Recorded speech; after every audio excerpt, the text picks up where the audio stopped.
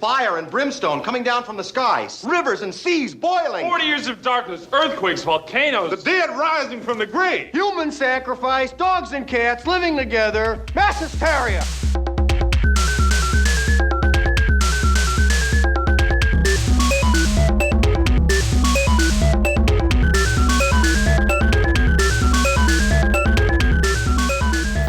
So yes, welcome to the podcast, and on this week's show we're going to be ranking all the Ghostbusters movies and having a bit of a talk about it. The new one, Frozen Empire, is coming out soon, probably out now already.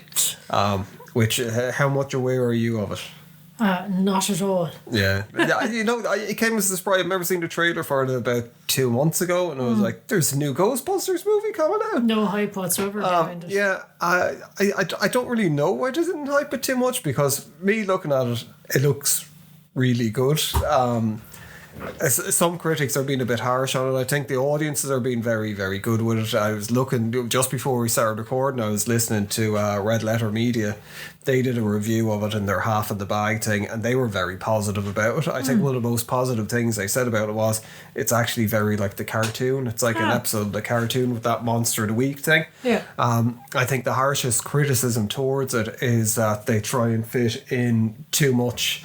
So there's a lot of new characters coming into it and old characters. So they have like all the original Ghostbusters, all the people from Afterlife, and then they're trying to bring in new characters as well, like Camille and Jerry, who everyone seems to say is fantastic, and they reckon is getting prepped for his own movie. Kumail. Is it? Camille. Right. Nanjiani. Okay.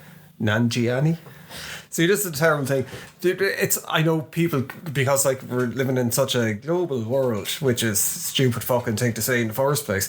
But in Ireland, it's because for people who aren't from Ireland, they won't realise English is not our native language. So anyway, yeah, our native language is Irish, and there's certain letters that aren't in the Irish alphabet, and there's certain letters that don't go together in the Irish alphabet. So when people are taking, particularly the fucking English for some reason, when they're mocking the Irish accent, they're always like, oh, 33 and a third. Yeah, 33 and a third. Say like, third again. You don't, like, there are words that have TH in it, but it's pronounced like a D in Irish. It's like te.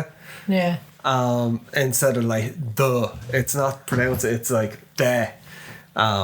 With it. And there's your linguistics lesson for the day. Yeah, so Irish people find it very hard to pronounce certain names, vowels, and I suppose certain languages. I think it's just no, you. it's not. Everyone is like it in Irish. But like, I mean, I think like I used to work with some people from South Africa who we were friends with, and he used to like, I won't say her name, but I just couldn't pronounce the name. No matter what I did, I couldn't pronounce the name, and I was like, oh God, like, you know, like she didn't give a shit. But like, I mean, like I used to always kind of think, well, look, the least I can do is get her fucking name right. Exactly, like, you know. There's a lot of Irish people complain about, like, you know, the likes of Sinead, Siobhan, Cueva, all of that. Well, that's the thing. Yeah. Well, I suppose any of the English people I was working with, they just called her like an English name, what wasn't her fucking name at all. Like, instead of even attempting to try and call her a name. But yeah, that was a right tangent. That was a bit. Yeah, that's got nothing to do with Ghostbusters. Camille and Gianni. Yeah, we just call him Kevin. Jesus Christ! Oh my God! But yeah, everyone appears to be like nuts about him, and there's talk. Is he still as buff as he was? Remember, he worked out like mad. I don't think he gets naked and, like, you know, fucking. No, I mean, you can tell, like, he did. He did. Remember, he did for the Eternals, totally ripped, which was a terrible movie. Well, actually, it wasn't terrible. It was just an hour too long, probably, for what it was. There were some interesting things, I think, done with it. This is the thing, for as much as people shit on Marvel, including me, I think the last phase, which kind of finished them off, had some interesting things in it, but it was just poorly done. Like, I really liked Shang-Chi.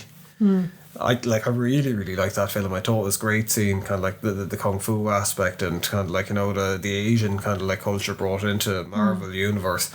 Kind of, I don't know how accurate it was. Kind of like, I presume there's talking dragons over in China and stuff. Of course. But it's, you know, they did some things right. I quite like She-Hulk as well. Although I get into some of that stuff, I suppose, later on. We're talking about the Ghostbusters The women version. How dare women be in things? How dare they hunt ghosts? Yeah. But I suppose if we're ranking the movies, like we can't rank that one because we haven't seen it. Yeah. So, but we'll just say it's on top of one movie. But I suppose easily The top original and the best. Yeah, surely. 1 and 2 are easily up there, I think, with it. And it's like, I think the first one, from what I can remember, was universally acclaimed when it came out. We were probably around maybe 4 or 5. That's all, yeah. But still saw it. Yeah. Like, even though I It don't was think a it was big deal for kids. It was a huge massive, deal. yeah. Like, I mean, there's, Ray Parker had his song in the charts and everyone was going around singing it, and it was Ghostbusters bananas, was just massive. Yeah. Like it's. And it was a fucking phenomena. I suppose before, like, Batman always gets the thing from the 80s of creating the whole kind of like, summer hype and all that, and Tentpole merchandise movies, and all that. But Ghostbuster, well, I suppose it was really the merchandise came with the cartoon more so than with the movie. But it's like Ghostbusters is fucking, and rightly so. Yeah. It was massive because it had everything in it, but it wasn't marketed. It wasn't aimed for kids. It wasn't meant for kids at all. Well, I mean, but you it was look at Peter Venkman, like, sort of his whole character is not particularly kid friendly. Well, He's hilarious, but there's Dan an awful Aykroyd lot gets of... a blowjob from a ghost. Yeah, there's I a lot remember of seeing it when I sexual was stuff. younger and not really knowing all. Yeah, it's where designed, it's just designed like, like kids don't kind of cop what's going on. Then as an adult, you're like, oh my god. Yeah, but like it is. What's it didn't do us any harm. No. I know, like any time I get like attacked by a ghost now, I just assume it's it's going to sexually assault me in the night. But it's like it was, and Gozer was such an unusual. But I think this is the weird thing about it as well, because a lot of the times that what you had with horror movies in the 80s, coming up towards the 80s at that point, it was like you still had like the Hammer horror movie thing was around. That kind of killed horror for a long time. The haunted house thing was always like a gothic or a Victorian thing. This is set in New York City. It was modern, but they actually went off and had like Babylonian lore in it. And they felt like this could be real, that it could be a thing out of like the Necronomicon.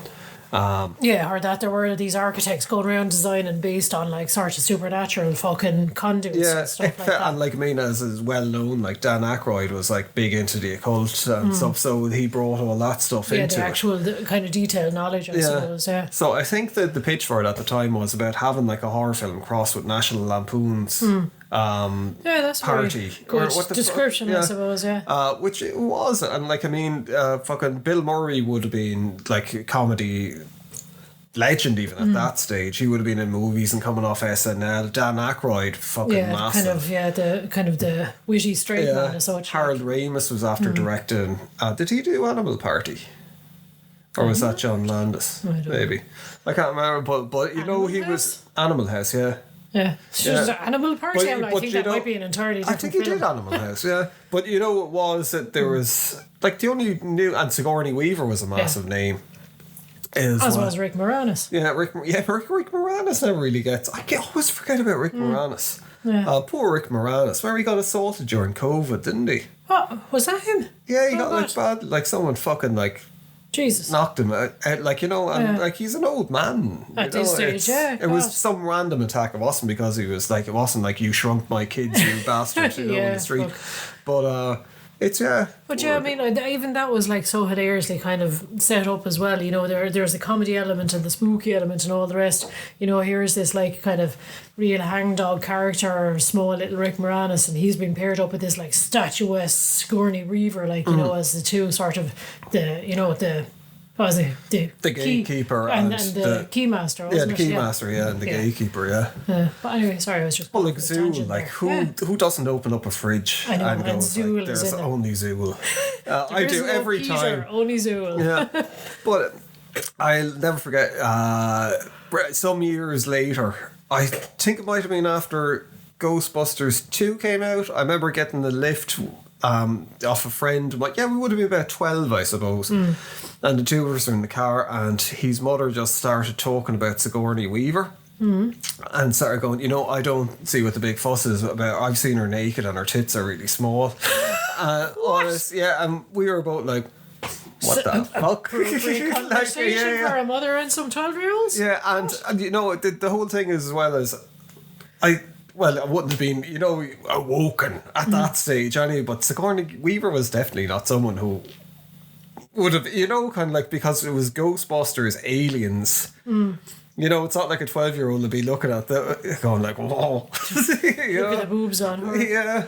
Well, she was like, she was an action superstar, and she was like, the statuesque, good looking one. Like. Yeah, you see, I think at that stage she was in a lot of kind of drama films. I think it might have been after, was it Gorillas in the Mist? But it was just like, it doesn't take away from how bizarre it was. That's what I mean. I'm just trying to figure out where came out of nowhere. I don't know. Maybe there was maybe she was jealous or something. Yeah. The husband was like, "Oh, if only you look like Sigourney Weaver." No, yeah, maybe it was some like article she was after reading, because she used to talk to us like we were like grown ups the whole time. And I think she used to just forget, because when she was a single mother. Yeah. But there was nothing kind of like untoward about her or like that. It was just a bizarre thing that was on her mind. Like, and it just, someone like Sigourney Weaver, I don't know, maybe there was a different kind of, like, she was portrayed differently in the newspers in the 80s or something like that. Oh, I'm suddenly seeing a whole new side to your childhood. Yeah. Bizarre, unsettling side. But yes. But yeah, I mean, Sigourney Weaver looked very glamourific in that film when she was wearing it's very a slinky 80s. dress. So the hairdresses, the haircuts are very 80s, nice and permy, the clothes. Poofy, yeah. But like when you look back at it as well, it's there. I'm surprised people aren't like, Ghostbusters is problematic with like Bill Murray's behaviour towards Sigourney Weaver, because he's essentially stalking her. And not only that, he's a lecturer and he's trying to crack onto his students, which is even more problematic. And torturing them as well. Yeah. But everyone's like, that wacky it's hilarious, dude. Yeah. I know, yeah. Yeah, but like, so you couldn't really get away with that now. But I'm glad people are going to cancel the Ghostbusters because of that. Because nearly every fucking movie had that shit in it at the time. There was all this like, nudge, nudge, wink, wink kind of thing, and like, some sort of loser trying to get with like good looking co-eds. But it was like, we were only talking about the other day with this stalking epidemic. That's going on, and I do think like Hollywood has a lot to answer for, because it seemed to create this whole thing about like, if a girl says no, you just keep kind of like, keep pursuing her, and it's so romantic. And like, she'd love it, like, bombard her with gifts, and kind of like, it's the chase, like, and it's like, fucking no, where it's like when someone says no, please leave me alone, you psycho. That's but even the whole thing about like asking for dates and stuff, I don't know how if it is actually part of American culture, or if it's just like a thing you see in TV shows and movies. But like, fucking hell, like over here, if someone came up to some stranger and was like, can I have your phone number? They get fucking glassed. That's it. You have to get drunk first in a pub, and you have to like. I think it's like we knew each other forever. But there wouldn't be any. That stuff would get you into trouble. At the very least, it would have you labelled as a serious weirdo. If somebody walked up to you, I don't know, in a grocery store or a bookshop or something like that, you'd be like, I'd be like, hi, I just, sort of, you caught my eye from across the room. Can I have your number and we'll go on a date? To be like, get the fuck away from me in the fucking the tomatoes and the cucumbers. It'd be keys between the fingers. Time.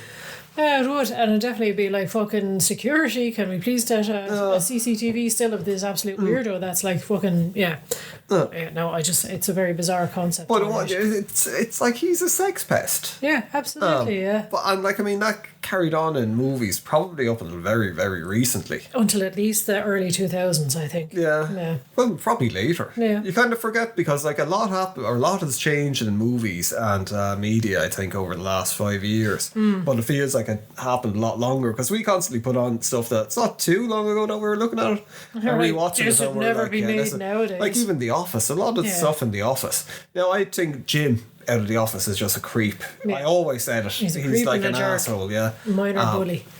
Minor bully. Like, if someone was acting like that, I know, in my place of work, you'd have fired. Hauled up straight away on a disciplinary. Well, it's like, why are you putting staplers in jelly? And why are you meatballing people with like an elderly salesperson? In ceilings, like you're damaging property. But obviously Ghostbusters top tier. It had everything in it. Yeah. And it has everything in it. This is the thing as well that always annoyed me with when the newer ones came out. It's like, oh, you're ruining my childhood. It's like the fucking film is still there. Go, Yes, if you don't like this one, don't look at it. Forget about the it. original, yeah. It doesn't have any impact on things. And I mean, it had characters in there. Like, I mean, was it Janine? Janice? Janine was great. You know, Janine it had all these, again, like all these women characters in it. People are like, women, everything. But back then they had women characters in there that weren't there just as like, a bit of eye candy or something like that. It was like they were their own characters in their own right.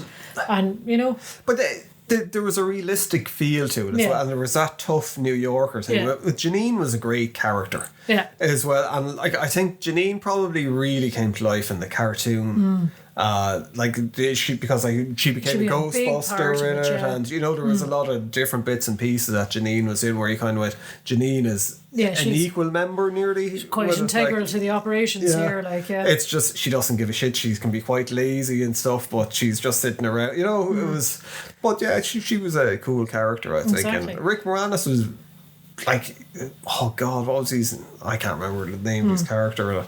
But like he was really, really good, and it was, I don't know, he just played Rick Moranis, and that was I think that was a terrible thing with Rick Moranis for a lot of time. He got typecast. Yeah, well, he played the part very well. Yeah. Actually, there was the special effects in Ghostbusters as well. For they the still time. hold up. I can remember now. Okay, I was a young child watching the same as yourself, but I can remember, you know, when they were like frozen into the statues of like the lions or whatever the hell they were, the hounds of the hellhounds or whatever, and then when they started cracking out through it and coming out themselves out with the stone, I remember that really creeped me out as a kid. I was like, oh my god, they were trapped inside that, now they're transforming. It was done very, very well, and it was very terrifying. Oh, it was that bit when all the ghosts are coming out, like when Gozer is called. Yeah, when they're up on the rooftop, like. I think it might be a Damned song that they're playing. Yeah. Or I think it is. But that, like, you know, the whole feel of the movie changes where it goes like, this is really serious all of a sudden. Very creepy, yeah. And the ghosts get scarier in it. It's all I think the first ghost in the library. Well, I mean, they all were. Like, I mean, everyone kind of thinks Slimer was always very funny, but that's from the cartoons because he was like part of the gang and he was just like this comedy relief. Whereas the original Slimer, he was horrifying looking. Yeah, I think Slimer's backstory is that he was like someone, like a gangster involved in like smuggling drink during Prohibition that got killed. I think they were basically trying, without saying it was Al Capone, it was Al Capone kind of a thing. Oh, interesting. I'm fairly sure that was his backstory, and they might have changed it in the cartoon a bit because, well, I don't know. Yeah, the cartoon actually ran a seriously long time as well. I was surprised. Look, now I seem to remember it being on like every day after school, and obviously, when you're a child, these things seem to last forever. But it was on for like 7 seasons or something. It was, yeah. The first season I think was a bit weird and kind of the animation was a bit weird. I remember not being crazy about the ghosts in it. I think it was I could be really wrong now at this, but from what I can remember, I think it was a French animation studio that did it. So it wasn't like your typical cartoony character that was like around at the time. Or anything like that. But it gelled with people, but it was weird in a good way. Weird, like it was arty. I think season 2 onwards kind of went more manga. And the animation was less janky, and the ghosts were definitely more manga, and some of the special effects with the lights were anime, sorry, not manga, which was good. Like we went looking back at a couple of episodes there yesterday, and like you can see the difference as the seasons go on. Like we were looking getting at more into like kind of lore and stuff like that. The Call of Cthulhu one, that was very, very anime inspired. Even a lot of the stuff, like when they were doing magic, it was like really 80s anime with stuff, and even the monsters. Like that was the thing. Like even the Shoggoths, and that they were done really fucking creepily and like cool. With it. So that's, I think, say if you're going ranking with the ghosts, I'd rank the cartoon up there in the top with, like, say, Ghostbusters 1. Because I think that was between Ghostbusters 1 and 2. That's what I was going to say. Would you rank it higher than Ghostbusters 2, or...? Well, yeah, say we're going to do like the imaginary kind of like an old YouTuber tier list. Yes. Where it's like dragging and dropping things into like S tier, A, B, C, D. Yeah. But like, yeah, I'd put like Ghostbusters at the very top with it, and I'd put Ghostbusters the cartoon there with it as well. I think it takes its time to get say for adults to get into it. But there's some great ones for like we put on like when Halloween was forever, which this is the thing that made me fall like really madly in love with the Ghostbusters, was that they tried to bring in like real mythology from into different things. parts of the world, and obviously Sam Hain from Ireland. That was it, where he was. But there was something really and like for a 20-minute well, probably even less than 20 minutes. They fit an awful lot into it, and like they really get the mythology. They do a whole story arc, and they explain it all quite well, and it's giving kids a little bit of, I suppose, background info on like other cultures. But they do that kind of thing that like H.P. Lovecraft did with the Necronomicon as well, where it kind of created this world where all these different things kind of exist in it, where you kind of go, geez, this feels real. So like Egon had the Tobins fucking guide to the occult or something like that, which would like they could look up and find out about all the different monsters. Yeah, so and the whole ghosts. kind of Buffy or Supernatural thing where they go and they do their study in the library kind of a thing. And then like the way that they had different classifications for spirits that was carried over from that they were after creating these things, like and like I think Dan Aykroyd as well, his family were involved in seances and all that. I think they were part of some religious kind of thing, and I think that was where a lot of his influence for stuff, because like the father would have been into that's where they would have known about ectoplasm and all that. Because for a lot of people, I suppose the first time hearing about ectoplasm would have been the Ghostbusters. And like ectoplasm, it is kind of like a ghost snot, but it's not, there's the cat coming in to kind of like give his 2 bits. His tuppence worth, But it's more kind of like residue from kind of ghosts, alright, but a lot of time it was ash, like the old Victorian kind of pictures and stuff of it. Whether it was made up or not, no one knows. It would be real. Jess is in the Ghostbusters. But Ghostbusters cartoon, absolutely fantastic series, and it did run for 7 series. I think series 2 might have had like nearly 100 episodes in it. Wasn't there something where they had some name infringement, or was like the real Ghostbusters? Yeah, it was the Ghostbusters was a thing in the it could have been older than the 70s, but I remember it was a cartoon with like this gorilla and people, they were like going around. Yeah, it was kind of a comedy. Well, it was meant to be a comedy thing.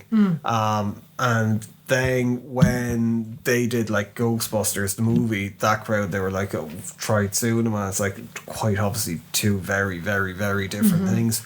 So that's why with the cartoon they had to put down the real Ghostbusters, because they were like, we're going to call it the fucking Ghostbusters. Yeah, you can't stop us from doing that bit. One of the things we didn't talk about with the first one, and as well I didn't realise with this one, but I think Ernie Hudson is the heart of like the whole franchise. Definitely now when you see kind of like when we get to Afterlife, when we talk about him, that he's the one that kind of pulls everything together with it. But he always was the heart of the show. I suppose he was the way in for the audience, I suppose, because he's not a scientist originally. He's coming along. What? Yeah, he is. He's a physicist. Is he? Yeah, they just don't really get into it or say it. I think it was something that was cut out of the thing, but that's where people were going. Remember with the 2016 one, people were like, oh, fucking kind of like, well, Ernie Hudson wasn't it, and people were, no, he was. Like, he was a scientist. They wouldn't have just hired a random person but it's just like he wasn't a parapsychologist. Right, okay, I get you.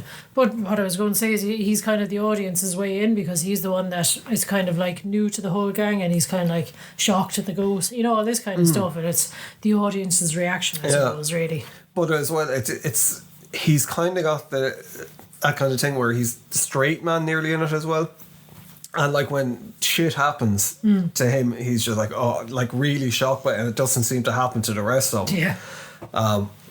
But I really like Ernie Hudson as an actor anyway. Like fucking Oz, when first time seeing Oz, it was like, oh my god, it's Winston. And then it was like, oh my god. Yeah, terrifying. But even he was, what's his face, his father in Psych.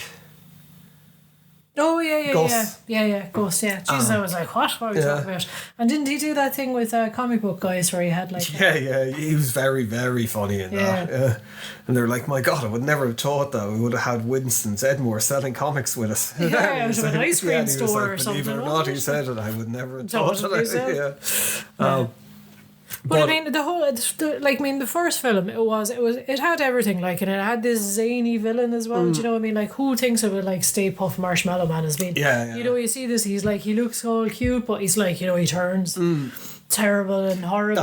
I think in the hands of kind of marshmallow. Say nowadays it was a big Hollywood movie before the Ghostbusters. Well, it wouldn't even be a Stay Puft Marshmallow when they go like, oh, a big fucking to be a big name thing or something. Yeah, an Audi car. Yeah, no, it'd be like, you know, a monster. It'd be like Godzilla or fucking, you know, and or something that looked like a xenomorph if it was in the 90s. But that was the whole thing though with this. It was so unexpected of a villain because it was just so cute and cartoony, but obviously grown to like giant proportions and like melting the whole city with its melty marshmallow. I think you have to be a monster as well not to feel sorry for him when they start hitting them with the proton packs and the beams and they're melting them, and then at the end when he sticks his head up over it was just the fucking effects are amazing. What I was going to say before I forget about with Winston in the cartoon, it was Arsenio Hall did the voice. Oh right, yeah. And the guy who did Peter Venkman's voice, I don't know who his name is, but he used to do Garfield. Oh yeah, I remember that. And he did an awful lot of cartoon voices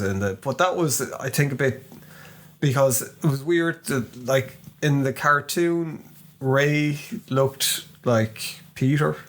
They gave him all different hair colours to differentiate him, I think, and Ray ended up then with like sort of. But he was the chubby kind of, you know, he looked more like. He was like light red, light brown, kind of auburn hair. But he looked more like Bill Murray then, and like fucking, I thought Peter looked more like Dan Aykroyd. Yeah, they were kind of almost reversed or whatever. But I suppose it's just a thing they wanted to make. They wanted to have two comic reliefs, I suppose, because Ray was always the kind of the serious one, but he always ended up cocking up somehow or getting into trouble. Oh, that's Ray was kind of like Ray could handle himself, and it was like Peter was just a con man kind of a thing that he was just. But they all knew their stuff. Yeah.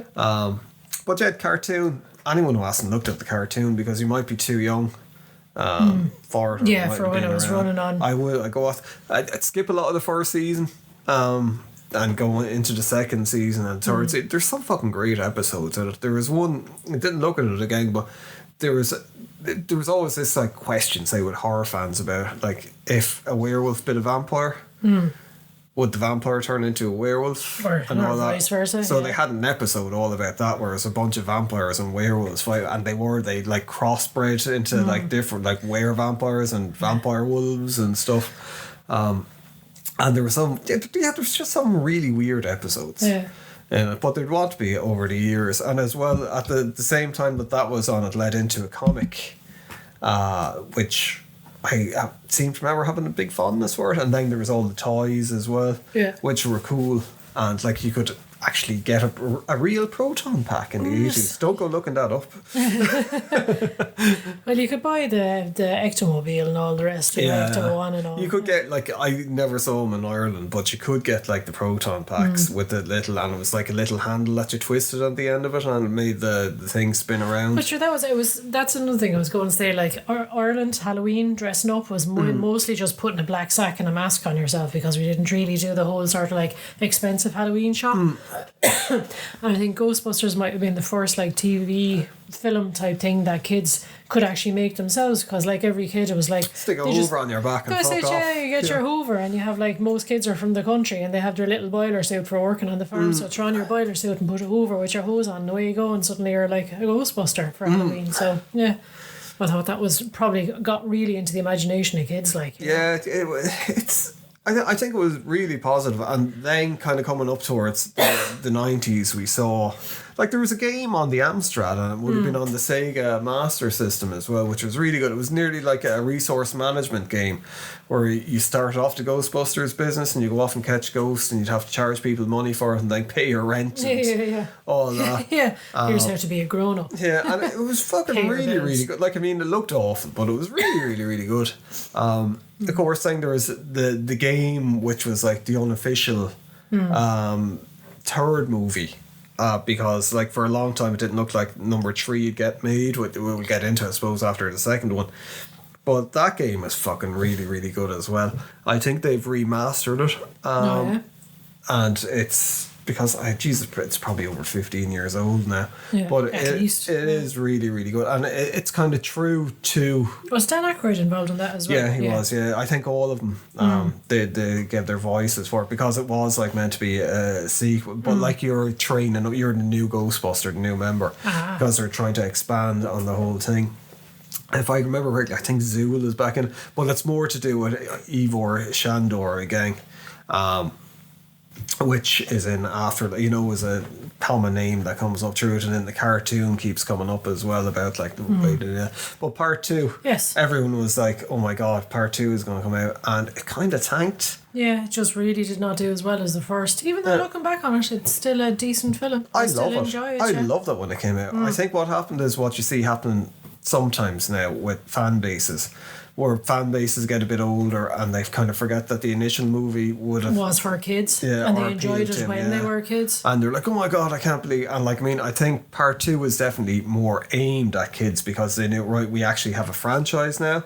This is like it's a bigger thing than no one expected anything with the first one. I think they expected it to flop, to do terrible business, and it turned into this phenomenon. So part 2, I suppose it's a bit more family kind of, but it's not at the same time. There's a lot, and it follows like they're after. There's no more ghosts around, so they're going around doing fucking birthday parties. Yeah, and then like ghosts are coming up, and sure, then it's the whole sludge under New York. Yeah, the negativity kind of sludge, and you have to try and spread happiness and joy to counteract it, which is actually a nice message as well. I really, and especially when they get into the Statue of Liberty at the end, and they're going along and they break through the dome. I think the villain, what's the villain's name? See, that's a fucking... I can't... Yeah, he was the art gallery dude. Yeah, well, no, he possesses the art gallery. Yeah. Well, he gets the art gallery dude to do his bidding. Excuse me. It'll come to me. Vigo. Yeah, Vigo. Yeah, Mortenstein. But I think that's what, like, he's not as good a villain as Gozer, obviously, with it. And I think your man plays him a bit stilted, and then there's the whole thing about Sigourney Weaver's baby. And I suppose Three Men and a Little Baby was after coming out, and they were probably trying to incorporate bits and pieces like that as well to appeal to people. I think some people as well probably took umbrage from the whole sort of like having the Statue of Liberty being the thing that, like, walks down the street and cheers everybody up, because it's seen as very like patriotic, USA centric kind of a thing. But it's like, of course it's New York. Of course it's going to do. Yeah, they're going to do that. And it was meant to be about the whole, because like New York had a terrible reputation in the 80s as being unfriendly. Because it was kind of coming from being fucking super war zone, rough. really. Yeah, exactly, really rough. And it was so I think this probably helped rejuvenate the image. But it was always that joke thing about like gruff New Yorkers and grumpy New Yorkers. But I really liked the story, and like it wasn't just because I was younger. I still like Ghostbusters. Yeah, I'd still watch it, and still enjoy it. Put it up there. It's a feel good movie. Yeah, I put it up there with like the first Ghostbusters. But it killed Ghostbusters for a long time. Stone dead for a long time. Yeah. I just couldn't understand. I think that there was such a bad reception to it as well. Bill Murray was like, I'm fucking kind of done with it. I think as well, because it was such a feel-good movie, I think people were sort of, we're starting to see that little bit of a trend towards the darker movies at that stage. Yeah, it would have been, like not quite, well, sort Batman of like, would have been after coming out and stuff. But like we were sort of, excuse me, on the cusp of heading over to like Seven and those kind of like super dark films. So this is seen as very cheesy and aimed at kids. Yeah. Laura's just joking there. Vigo, the Carpathian, after that. But yeah, it was. But it's. There's Laura off coughing. There's podcasting for you. Podcasting 101. Anyway.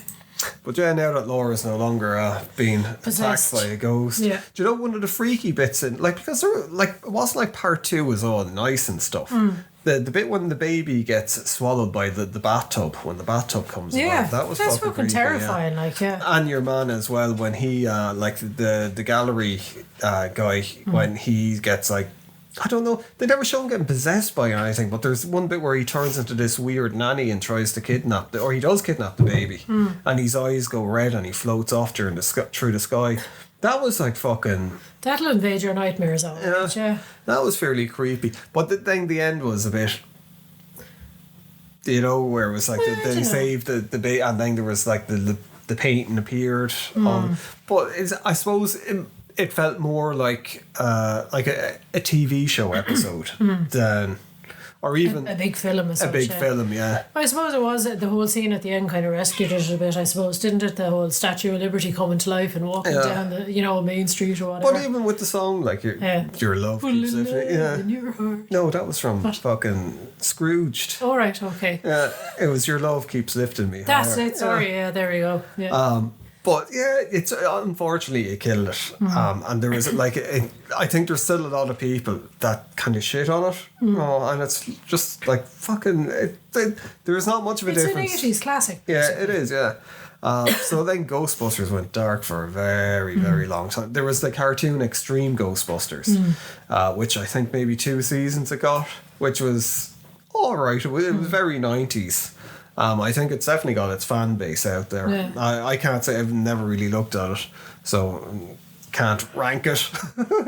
Well done on the research there, Wayne. Yeah, you fucking look at it. How many hours are there in a week? But yeah, they were trying. Dan Aykroyd was busy trying to get like number 3 off the ground, which was going to be like Ghostbusters Go to Hell, and it was going to be like a hell version of New York. That I can't remember, they're going to get up to stuff in it. So they tried to get that made numerous times, and it didn't happen at all. And then I think probably in the 2000s they started off with the whole reboot. We're going to reboot the Ghostbusters, and because reboots are the thing. They're so hot right now. But like it didn't happen for years. Like Bill Murray was like, I'm not having anything to do with it. What they wanted to do for a long time was going to be. They wanted to do where they'd have like new Ghostbusters coming in, and they'd have the old Ghostbusters handing the reins over to him. So it was going to passing the torch to the next generation as such. I think a lot of it probably in the mid 2000s, and it seemed that Paul Feig was attached to it because there was talk about like having people from The Office in it, or writers of The Office doing it. I remember, and Patton Oswalt I think was attached, which it's weird. It's nice to see him in the new film as well, because he's probably been attached to the Ghostbusters in one form or another for like fucking years. Yeah, a long time. So then it wasn't really until 2016 I think when it finally got to get, and they just had it in a whole new universe, and a lot of people really didn't like it. So it was a all-female cast, which was Kirsten Wiig, and as well, I think it's known as Ghostbusters Follow the Call or Hear the Call or something like that.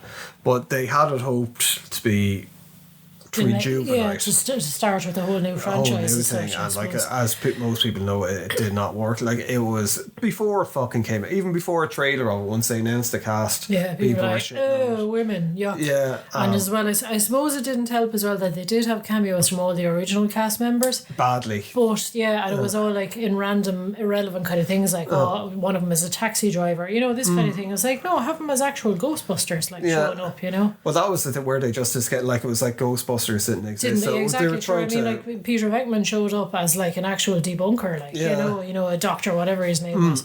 But it's like it totally ruined, sort of that whole universe. Yeah. But I suppose like they did have reference to the events of New York in it as well, Did they? I think they did. No, they didn't. No, that was in the afterlife. No, it was like there was never any Ghostbusters. Now, when it came out at first, I gave it a chance. I quite liked it. I like Kirsten Wiig. I like Kirsten Wiig, and I like what's her name? Melissa McCarthy. I think is quite funny as well. Kate McKinnon. Yeah.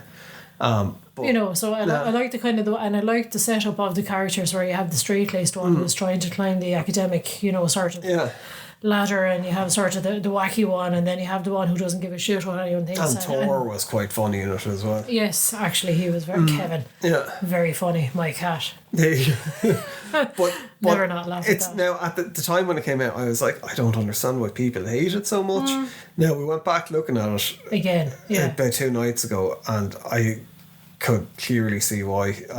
I think the special effects were terrible in it. Yeah, they were really bad. It was directed really, really poorly. So like, I would be someone, I know there was probably a lot of people not a lot of people, some people at the time that were hating on it just because it was a female cast and all that. but there would have been a lot of people that would have just... It's a bad movie.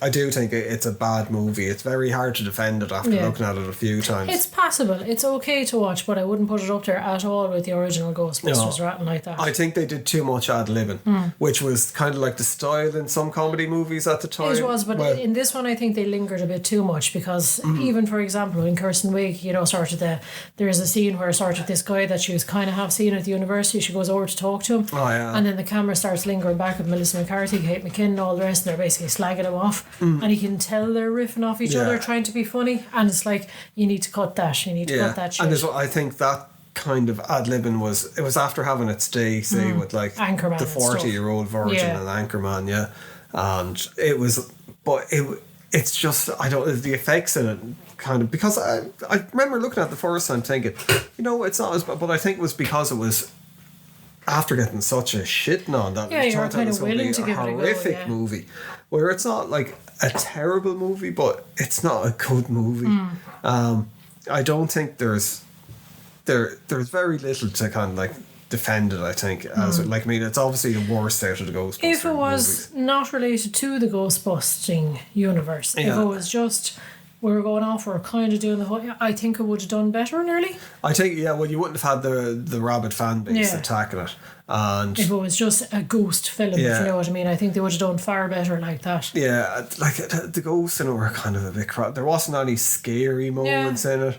There wasn't any real sort of sense of urgency with the villains, you know, sort of at the end or anything like that. Yeah, I don't blame the cast for it. I think it was Paul Feig just didn't do a good job, really. No, you know, it's just directed. That's you told Paul Feig. But it's just directed badly. It's like, it's too long. Like, I think we must have seen some director's cut the last one we saw, because it was 2 hours and 10 minutes. And it's just like, fucking hell, this could do with being like an hour trimmed and a little bit. You know, at the longest. But it's, and like, I mean, I think Kirsten Wiig is very good. She's always very good. And like, I quite like the cast are good, but it's just, I think what's her face is Leslie Jones' character is horrendous in it. I think that character was just a ball of stereotypes that were nearly verging on like the insulting, and you know. It's, and like, I mean, I don't think Leslie Jones is a good actress anyway. I haven't seen, like, I didn't like her when she was in SNL because she's just got that one shtick about like, you know, I am loud, basically. And it was, that's, you know, when then they were trying to have her, she knows everything about New York and stuff. It just, I don't know, it didn't feel like she was a necessary character in it. Well, that's it. I mean, like Kevin, well, you think he's not necessary until, I presume, spoilers for anyone who hasn't seen it, like he is one of the, he ends up getting possessed kind of thing. But he's a totally unnecessary throwaway character, but he's very memorable and very funny. Like, I mean, even such stupid things like he has no lens in the glasses because they kept getting dirty, and then when noises are too loud he covers his eyes instead of his, it's just stupid things like that. Now, as well, there's stuff they were saying that he ad-libbed a lot of the stuff. I don't think he did. It seemed too scripted. This is the thing about it, you know, when you're looking at Anchorman and you kind of go, they shot fucking dozens of hours of this, and they picked out the best bits then. Whereas with this, you kind of get the impression where it's like, just turn the camera on. They had some stuff written and they were like, just pretend it's ad-libbed. Throw in an extra little bit on top of it so people would say one thing, but then when they're going off with the other stuff, it's just not funny. With it, and even like, I don't know, I don't want to fucking be coming across as one of these people, but it's just after looking at it again where it's fresh in my mind, and even like the technology doesn't come across like in the other Ghostbusters movies. It's like it creates a believable world. In this, it's like, they throw a load of jargon together and they're like, oh yeah, it's like a nuclear reactor. It's like, explain it a bit more. You don't get you get this whole thing that they just like going after ghosts, you know. It's, you don't get a vibe that they're scientists. Well, that's the thing. That's what I was saying. If it had just been a random ghost hunting movie, I think it would have done far better. People could have enjoyed it for what it was. People could have enjoyed it for having like an all-female cast and like, oh, it's great. It's something for girls to look up to. I think if they were taking a piss out of something like Ghost Adventures or something like that. Yeah, exactly. Something like along those lines. But I just don't think it's sat right as a Ghostbusters film. No, it didn't have the same kind of backstory, you know? And like, I mean, it got such a backlash because that was meant to be like the birth of start of another franchise. And they were going to have like a multiverse, basically. Stuff. It died. It fucking, like, I think rightly so. And then fucking out of the blue, a few years ago, although they made it before COVID and then COVID kept pushing it back, so it didn't get released until after COVID, Ghostbusters Afterlife, was it was directed by Harold Ramis's, or was it? Fucking Reitman. Yeah, Ivan Reitman's son. And it's, I think I'd put it not up there with the new film, but just I'd put A tier. So it's just slightly underneath.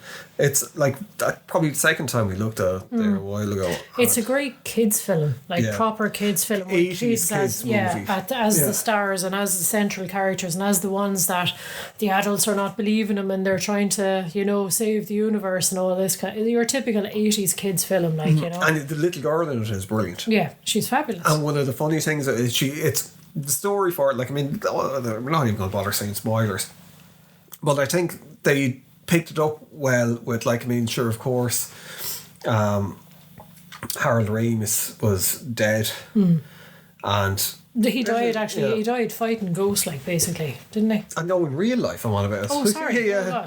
But so they couldn't have him back in the movie, so they had his ghost in it essentially. And it was his granddaughter and daughter moving into the house. That 80s Spielbergian thing where it's they're down on their luck. They have no money. They're not making rent. They have to move into this old ramshackle house and try. They're plucked out of their city existence and thrown out to some bumfuck nowhere town in the middle of the countryside and having to make new friends and find out new and they things. do the supporting character. I think all the cast are really really good. Paul Rudd is in it. Fucking who doesn't like Paul Rudd? Yeah. And even the things that's the thing as well. I think a lot of stuff that his character did in that, it would not play well at all if it was another person in that role. No. Because he becomes friends with the kids. Yeah. And again, in today's atmosphere, it'd be kind of it's a bit creepy. Yeah, imagine it was Marilyn Manson. But with him, it's very believable because he has this air of being a big kid himself, kind of a thing, But it's. And even the whole thing that I liked about it was that 80s thing was he was laughing with your woman's mother when he bumps into her saying, oh yeah, this is a great job, I do nothing all day. And straight away he's with the kids, hey, let's look at Cujo. But even who I loved in it was the kid who played Podcast, her friend. He was fucking hilarious. Yeah. And he was the proper comedy sidekick as well, but who also contributes a lot to the. And he was just it didn't feel like it was cashing in on anything as well, because the director wanted to pay tribute to his father and to Harold Ramis, and it was very very respectful of the original, and it brings I think the old cast into it in a good way as well, which opens up the doors for more films. I really hope the new one does well enough that they're going to carry on with stuff, because it feels like a realistic continuity where Ray is still plucking away in his shop of Ray's occult books. Peter Venkman now is he's more, I think he's a lecturer for marketing or something like that, and then of course it was fucking Winston went on and made a fortune, so he's kind of looking after them all. And he at the end of the film sets up more Ghostbuster things. So I think in the newer one it's following that, Ghostbusters is a bigger thing. It's not just a group of people, it's a big research thing and all that, so it sets it up that it can be a global kind of a thing. But I really really liked the film. I thought it went well, even a throwback to, well, it's more than a throwback, fucking Zool is still one of the main characters in it, and it's all centered around Shandor and Gozer coming back in it, and I thought that was done. At first when I heard of it, I was oh Jesus Christ, why can't they just move on and do a different story? Something fresh, do they have to? But it did fit. You kind of go, all right, this is why Egon was out there. Why the story felt very natural with it. Well, this is, and I think it had all the elements that sort of are, famously in sort of the 80s action adventure kiddies films. There's the sort of the abandoned mines and it's kind of a cross between Indiana Jones and the Goonies and Ghostbusters and all those great things like that everyone loves from the 80s. It's kids being kids. Yeah. She is fucking great. Apparently, when I was looking at Red Letter Media's thing, they were saying saying because the jump between like when they're waiting to release it over COVID and stuff, she was like say 12 or something when they were shooting it originally, but she's like 18 now in the new film, so she's like an 18-year-old trying to play like a 12-year-old girl. So you know that there's just that length of time. I'm sure it happened again with like, you know, the guy who was in Stranger Things, that kind of happened a bit as well. Yeah, he's very good at it too. He is, that's the thing, he's believable as that kind of like that nerdy, dorky older guy. brother. And as well, they don't go for this kind of thing where it's like, you know, the cliche in movies where it's like the shitty older brother hammering on the younger siblings or anything like that. They just get on, like, they have their own lives. Yeah, exactly, but they get along as siblings as well, help each other out. But that I suppose happened with the Stranger Things crowd as well, where like from season to season suddenly they're just like, they look like grown up adults, you know, whereas they're only 8-year-old kids in the previous one, kind of a thing. But even the thing at the end when Egon's ghost shows up, it doesn't feel, it feels really respectful. And it's not overly saccharine or overly, you know, kind of like you do, it does kind of like catch you in the feels with it, but it's just done really, really nicely. I think that's one of the things with it. It's not overly sentimental, the movie, but there is that. But there is that. There's a lovely generational connection as well. You know, when she's out in the workshop and he's, you know, the ghost of Grandad is helping by pointing the lampshade around at different things. You know, it's done. It's kind of funny as well as kind of touching. You know, it's shot lovely though as well. Like the grain on it, whatever the cinematography to it is like it has that Spielberg look to, but a more modern thing, but not the way that J.J. Abrams used to do it with where was always the lens fucking flare and you know, there were certain shots kind of like, you know, coming in and out of focus that were nearly like tricks, but with this it felt, I think they did a really good move by bringing it out to the country and taking it out to New York City as well, because you had that expansive kids universe where you could be rambling around wild and no one would know where you are, like, especially for setting it up with it. And like, I mean, the effects were really, really good in it. And what I thought was nice at the end of it, like when Gozer shows up, it's your own geez, I can't remember her name again, she's 13 in fucking House, Olivia Wilde, and then who plays Ivor Shandor in it is Schillinger from Oz. I cannot remember his name. See, this is terrible. My memory J. Jonah Jameson. But and it was just when I caught that it was him, because he's only in it for like a second. You kind of go, what the fuck? And you kind of go, did Ernie Hudson get him to get from Oz? But like it's great. Like it's really, really, really, really good film. I think it fucking. Like you see so many kind of franchises being rebooted and things, and like, I mean, Ghostbusters had such a fucking hard time over the years, like very, very hard to, where I didn't think we were ever really going to see another Ghostbusters movie, or if we did, it wouldn't have the original cast in it, and it'd be, and definitely after the last one I thought that's Ghostbusters dead. But this one kind of resurrected the ghost of Ghostbusters, didn't it? For sure. It's like, hopefully with the new one, like it does well enough. I'd love to see a new cartoon, but done in the style of the real Ghostbusters, like what they're doing with the X-Men 97, with continuing it on. Because it had like a big fan base, like, and it still does have a big fan base. I seem to remember it getting re-released a few years ago on DVD. It was like very, very hard to fucking get it, you know. Now maybe there's a reason for that. You know, sometimes there's like distribution fucking problems and stuff. But that's my ranking of the Ghostbusters. Exactly, and I would totally agree with you as well, obviously enough, But who are you gonna call? Yes. Toilet roll. I remember that it was, I don't know if other people had the same, but in our school it was, if there's something strange up your hole, who are you going to call? Toilet roll. But that'll tell you how much of a cultural touchstone it was. That, like, I mean, that was in the charts for what seemed like about 5 years as well. God, sure. Was it? It wasn't one of the rock bands, but it was maybe Lego Rock Band or something like that. It was Ghostbusters was on it. And you think, oh, this is going to be really fun to sing, and then you realise, he's just saying the same thing over and over again. And like the real version of it's like about 5 minutes long. Yeah, and it just keeps on going with the verses, like it's like, oh my God, Jesus Christ, will this ever end? Actually, have the soundtrack in there on vinyl. We do actually, yes. I can't remember any of the other songs that were in it. But I'm fairly sure it was one of the Damn songs. It was for when things get bad, like. And then there is it's in the cartoon as well. But that's the great thing about the cartoon. The cartoon used all the music the from the stings movie and as stuff, well. yeah. So it didn't feel like it felt like a proper continuation of the part universe. of the you know? universe, yeah. But yeah, I suppose look, thank you for listening if you've gotten this far. Join us next week for more adventure. Next week we're going to be talking about Bill Hicks, so if people want to go off listening to some Bill Hicks stand up and stuff, you can join in the conversation. So if you've gotten this far, leave a comment, give us a like, subscribe, all that good stuff that most people say and do.